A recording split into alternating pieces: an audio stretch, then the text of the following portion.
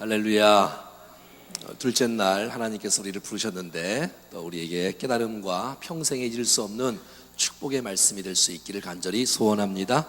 옆에 인사하겠습니다. 은혜 많이 받으세요. 어제는 우리가 서로 사랑하십시오라는 말씀을 배웠습니다. 오늘은 서로 용서하십시오. 한번 따라해서 서로 용서하십시오. 서로라는 말이 앞에 붙는다는 것은 나 혼자 할 수 있는 일이 아니고 또 함께 대상자가 있어야 되겠지요.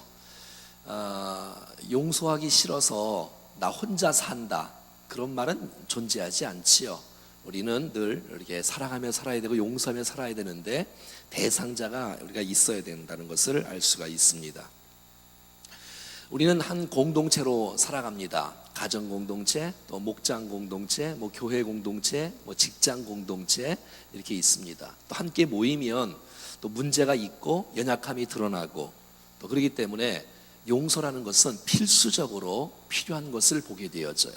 용서가 없으면 공동체가 존재할 수가 없는 것을 보게 되어져요. 공동체가 살아있는 공동체, 건강한 공동체, 좋은 공동체는 용서하는 공동체인 것을 우리는 알 수가 있습니다. 어떤 사람들은 목장에 들어가면 약점이 드러나지 않습니까? 여러분, 이게 주일날만 오고 우리가 소그룹에 참석을 하지 않고 이러면 상처 줄 일도 없고 상처 받을 일도 없어요. 그래서 많은 사람들은 그냥 주일날 한번 딱 예배 잠깐 드리는 척하고 그냥 축도 전에 도망가고 그래요. 왜? 상처를 주고 싶지도 않고 받고 싶지도 않는 이런 사람들. 하지만 이런 사람들은 아주 비겁한 사람입니다. 왜냐하면 우리가 사실 마음문을 열고 교제하다 보면 하루 보고 이틀 보고 한 주 보고 한 달 보고 두 달 보면 서로의 약점들이 드러나고 부족함들이 드러날 수밖에 없는 것을 보게 되어지지요. 근데 여러분 가만히 한번 생각해 보세요. 우리가 이 세상에서 가장 상처를 많이 받는 곳이 어디예요? 그것은 가정입니다. 여러분, 이 가정이 가장 상처를 많이 받는 곳이에요. 그럼에도 불구하고 가정에서 가장 상처를 받았기 때문에 우리 가정에 들어가지 말자, 가정을 없애버리자, 이런 사람은 이상한 사람이지요. 그럼에도 불구하고 거기서 사랑을 배우고 용서를 배우고 하나됨을 배우고 축복을 배우는 공동체가 바로 가정인 것을 보게 되어져요. 여러분, 가정에서 용서를 배우지 못하고 가정에서 사랑을 배우지 못하는 사람들이 나중에 크면 사회에서 문제를 일으키는 사람들이 굉장히 많이 있습니다. 그러니까 사랑을 배워야 되는 거예요. 용서를 배워야 되는 것이에요.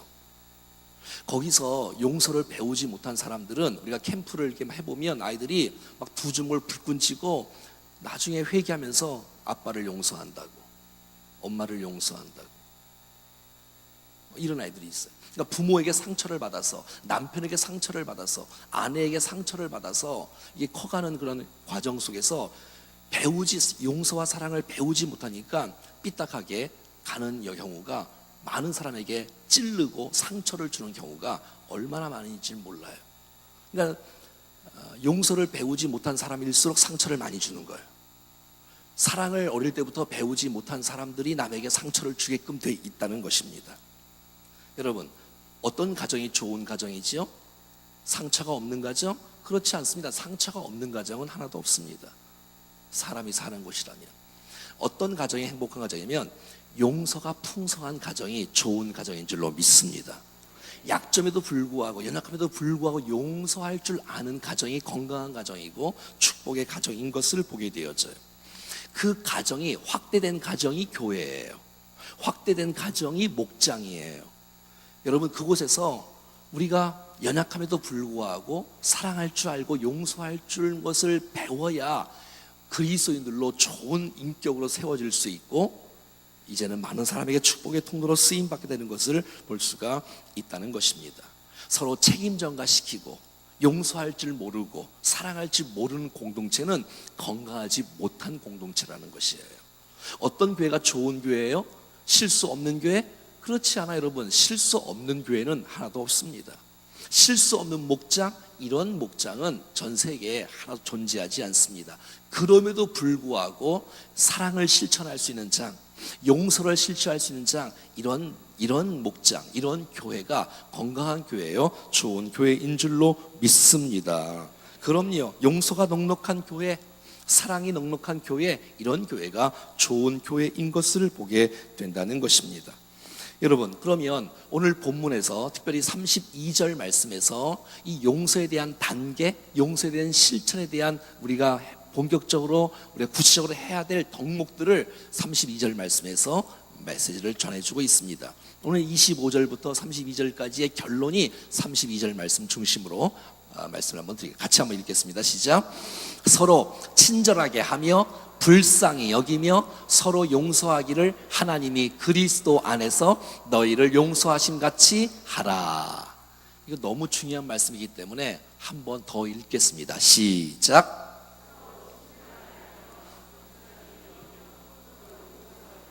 하나님이 그리스도 안에서 너희를 용서하심 같이 하라. 아멘. 자, 오늘 여기 단계를, 용서의 단계를 보면, 실천을 우리가 해야 될 덕목들을 보면 서로 친절하게 하며, 한번 더 하겠습니다. 서로 친절하게 하며, 서로 친절하게 하라고 말하고 있는 거예요. 용서하기 어려운 대상이 있을 때, 용서하기 어려운 나에게 해를 끼치고 내가 용서하기 힘든 상대가 있을 때에, 여러분, 그가 나에게 상처를 줌에도 불구하고 주님은 오늘 우리에게 서로 친절하게 하라고 말하는 거예요. 그게 주님의 명령이에요. 여러분, 서로 우리가 친절한 교회가 되기를 축복합니다. 친절한 가정이 되기를 축복합니다. 친절한 가정이 용서를 할 줄 아는 첫 번째의 관문을 여는 것이에요. 그러니까 친절하지 않으면 용서의 단계까지 갈 수가 없다는 것이에요. 이 친절이란 단어는 히라보로 크레스토스는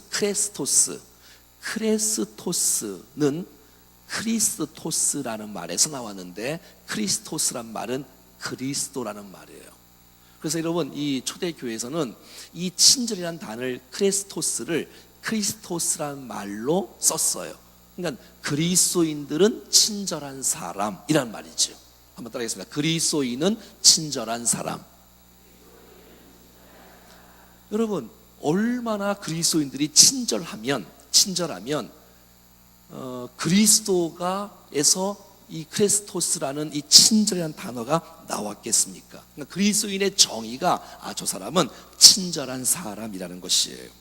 상대방이 나에게 악을 끼쳐도 그럼에도 불구하고 그를 선하게 대할 수 있는 친절의 마음, 그가 나에게 불공평을 대해도 내가 공평하게 대할 수 있는 자세, 이런 마음들 말이죠. 이런 사람들이 바로 용서의 첫 번째 단계라고 말하는 거예요. 친절히 대하자. 그러니까 친절히 대하지 않으면 용서까지 못 가는 거예요. 친절히 대해, 친절히. 아브라함 링컨이 주위에 친절하게 대하지 않는 한 사람이 있었어요. 스탠트라는 사람인데요, 너무 많이 괴롭혔어요. 이렇게까지 괴롭혔어요. 아브라함 링컨 아시죠? 겉모습에 보시면 그런 모습들. 여러분, 왜 동물원에 가십니까? 고릴라 보고 싶어요? 동물원 가지 말고 링컨을 보세요. 늘 놀리는 거예요. 늘 이 아브라함 링컨을 이렇게 막 죽이는 거예요. 얼마나 마음이 아팠겠어요. 나중에 아브라함 링컨이 대통령이 되었어요. 근데 그 스탠트를 장관으로 임명을 하는 거예요. 그렇게 자기에게 반대하고 자기에게 해를 끼쳤던 스탠트를 장관으로 임명을 했습니다. 나중에 아브라함이 링컨이 죽을 때에 그 스탠트라는 사람이 와서 내가 만났던 가장 위대하고 친절한 사람 아브라함 링컨이었다고 고백했던 순간이 있었다고 합니다. 여러분, 친절이 용서의 시작인 것이에요. 그가 나에게 어떻게 행동하에 따라 있다 할지라도 내가 그들에게 친절하게 대할 수 있는 마음으로 갈 때 용서의 단계까지 갈 수 있다고 말하는 것이에요. 자, 첫 번째는 한번 더 해봅시다. 친절. 자, 두 번째는 불쌍히 여기는 거예요. 한번 따라하겠습니다. 불쌍히 여기고. 불쌍히 여기고. 이 불쌍이라는 말은 부드러운 마음, 이해하는 마음을 가지라는 거예요. 이해하는 마음을. 그러니까 나에게 용서하기가 힘든 상대가 앞에 있으면 그를 이해하는 마음의 자세를 가져. 이해할 수 있는 마음, 이해하려는 마음 말이죠. 애써야 된다는 거예요. 누가 나에게 비난의 말을 하고 경건치 않은 말을 하고 나에게 해를 끼치고 이런 사람들에게 그들의 입장에서 이해하려고 노력하라는 거예요. 그래야 용서가 된다는 거예요. 그의 어린 시절을 한번 생각해 보라는 거예요. 얼마나 상처가 있으면 나에게 상처를 입혔겠어요. 어릴 때부터 사랑을 받지 못하고 어릴 때부터 용서를 받지 얼마나 용서를 받지 못했으면 용서를 모르고 상처를 끼치겠어요. 그러니까 상대방의 입장에서 이해를 해주라는 거예요. 그가 어떤 아픔이 있나 보다. 얼마나 아픔이 있으면 남을 찌르겠어요. 그러니까 그걸 이해해 주라는 거예요. 불쌍히 여겨달라고 말이죠. 여러분, 우리 주위에 막 상처를 주고 이게 나를 괴롭히는 이런 사람들에 대한 그런 그의 성장 과정과 삶의 정황들을 들여다본다면 과거에 너무 많은 상처를 받았기에 그런 행동이 나오는 것이에요. 불쌍히 여기게 되는 거예요. 얼마나 불쌍해요, 여러분. 너무 불쌍하잖아요. 얼마나 불쌍하면 감동이 없고 감격이 없고 기쁨이 없고 감사가 없고 남을 찌르겠어요. 얼마나 마음에 상처가 있으면 얼굴에 평안이 없겠어요. 얼마나 마음에 상처가 많으면 감동도 없고 기쁨도 없고 어떻게 하면 남을 막 누르려고 막 지배하려고 막 그냥 뭘 하려고. 여러분, 조금씩 이해하려고 하는 사람, 이런 사람이 리더예요. 똑같이 싸우면 그건 똑같은 사람이에요. 그게 용서의 통로인 거예요. 이해하려는 마음이 용서의 시작이라는 거예요. 용서의 단계라는 것이에요. 그것은 그 사람의 악을 동의하는 것이 아니라 악을 행한 사정이나 연약함을 이해할 수 있는 마음, 이것이 바로 용서의 단계라고 말하는 것이에요.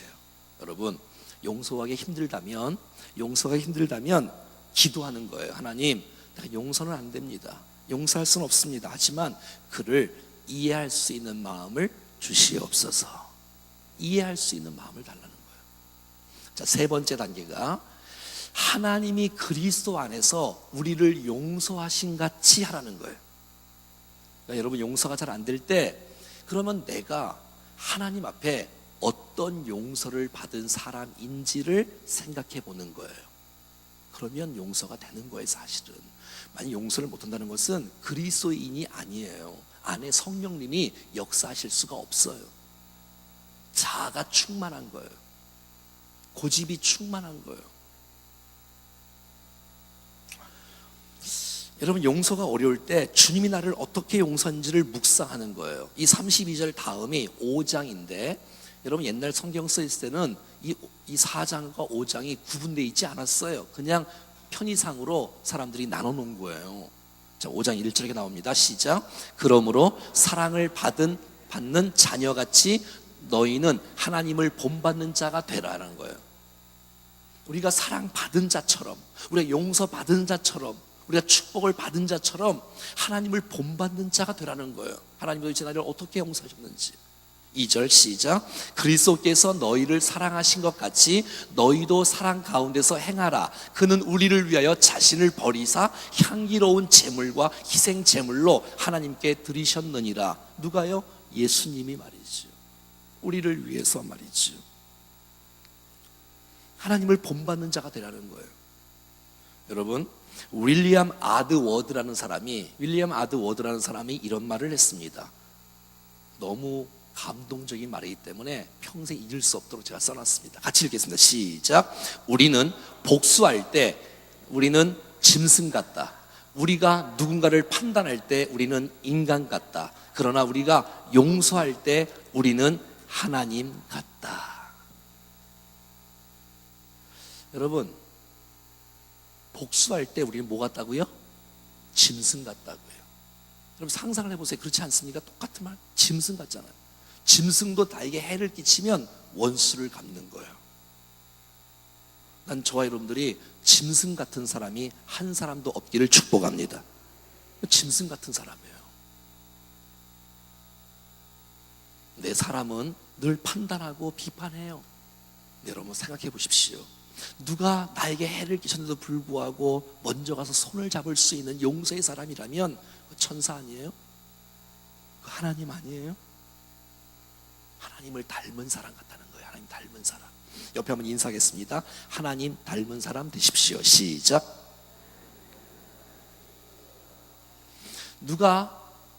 여러분, 사실 우리가 죄를 지을 때 우리는 하나님 앞에 상처를 입히는 사람이에요. 우리는 죄 지을 때마다, 경건치 않은 말을 할 때마다, 경건치 않은 생각을 할 때마다, 경건한 행동을 하지 못할 때마다 하나님을 계속 찌르고 있는 거예요. 사실은 하나님께 우리는 상처를 주고 있는 거예요. 근데 여러분, 그럼에도 불구하고 하나님은 우리를 용서하셨어요. 사랑해 주셨어요. 그래서 예수 그리스도를 이 땅에 보내시고 희생 제물로 삼으시고 우리를 다시 받아주셨어요. 하나님의 자녀로 말이지요. 여러분, 하나님은 우리가 범죄함에도 불구하고 우리를 용서하신 이유가 뭔지 아세요? 그것은 바로 우리를 처음에 하나님의 형상으로 지으셨다는 하나님의 형상 때문에 그런 거예요. 우리가 주님을 닮은 존재라는 거예요. 하나님의 작품이라는 거예요. 하나님은 우리를 회복하고 용서하기로 작정하신 것이에요. 그래서 말이죠, 여러분, 우리의 가치는 어느 정도냐면 예수 그리스도의 죽으심과 맞바꾼 사람이기 때문에 주의 십자가의 존재가 우리의 존재, 여러분의 존재가 가치 없는 존재가 아니라는 거예요. 우리의 존재가 예수 그리스도의 형상을 닮은 존재이고 예수 그리스도를 맞바꾼 그런 가치가 있는 존재라는 것이에요. 하나님은 우리를 바라볼 때에 그런 시각으로 우리를 바라보신다는 거예요. 범죄함에도 불구하고 우리를 향한 하나님의 사랑은 하나님의 용서를 결정하신 거예요. 왜? 우리가 하나님의 형상으로 지음받은 존재이기 때문에 그런 것이에요. 자, 여러분 보세요. 용서하기 힘들 때 어떻게 하라고요? 하나님의 용서를 기억하라 그랬지요. 나에게 악의를 베풀고 나에게 불의함에도 불구하고 내가 감정적으로 그를 바라보는 것이 아니라 하나님의 시각으로 그를 바라보라고 말하는 것이에요. 그래도 저 사람은 하나님께서 지으셨어. 나에게 해를 끼친다 할지라도 저 사람은 하나님의 형상으로 지음받은 사람이야 라고 생각을 하는 거예요. 여러분, 야고보서 3장 9절 말씀에 이런 말씀이 나와 있습니다. 같이 읽어볼까요? 시작. 이것으로 우리가 주 아버지를 찬송하고 또 이것으로 하나님의 형상대로 지음받은 사람을 저주하나니 한 입에서 찬송과 저주가 나오는도다. 내 형제들아, 이것이 마땅하지 아니하니라. 한 입으로 찬송하고 한 입으로 저주하는 거 주님 원치 않는 거예요. 근데 왜 저주하지 말아야 되느냐? 그 사람도 나도 똑같이 주님이 사랑하는 존재라는 거예요. 내가 그 사람을 미워한다고 해서 그 사람이 지옥 갈 사람이 아니고 그 사람이 예수를 믿는다면 그 사람도 하나님의 형상의 지음을 받은 사람이라는 것을 기억하라는 거예요. 그러므로 내가 그 사람을 미워하면 그 안에 계신 하나님의 창조주 하나님을 미워하는 것이에요. 내가 그를 용서하지 않으면 하나님을 용서하지 않는 거예요. 여러분, 우리가 뭔데 하나님을 용서하지 못하겠어요? 우리가 뭔데 예수 그리스도를 용서하지 못하겠어요? 여러분, 그를 나랑 반대되는 사람도 그도 내가 하나님의 사랑받는 존재인 것처럼, 내가 하나님의 형상대로 지음받은 존재인 것처럼 그도 하나님이 사랑하는 존재고, 그도 하나님께서 구속한 존재고, 그도 하나님께서 형상으로 지음받은 존재라는 사실을 기억할 수 있다면 내가 함부로 할 수가 없는 거예요. 하나님의 심판 앞에 맡겨놔야 수밖에 없는 거예요. 하나님의 형상으로 지음받은 존재라는 사실을 기억하는 거예요. 그러니까 내 감정적으로 그 사람을 대하는 것이 아니라 하나님께서 그를 어떻게 사랑하시고 하나님께서 그를 어떻게 용서하셨는지에 대한 하나님의 시각으로 바라볼 수 있는 마음이 있어야 된다는 거예요.